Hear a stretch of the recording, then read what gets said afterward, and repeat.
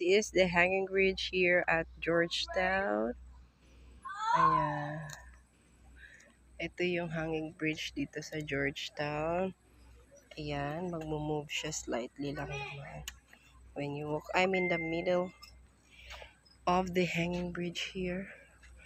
So that's my son. That's my only son trying to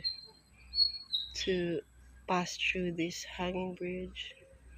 Ayan, beautiful. This is very nice. Yan.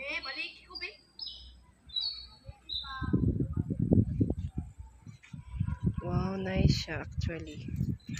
Nindot siya. Very para siyang budget version ng Dahilayan.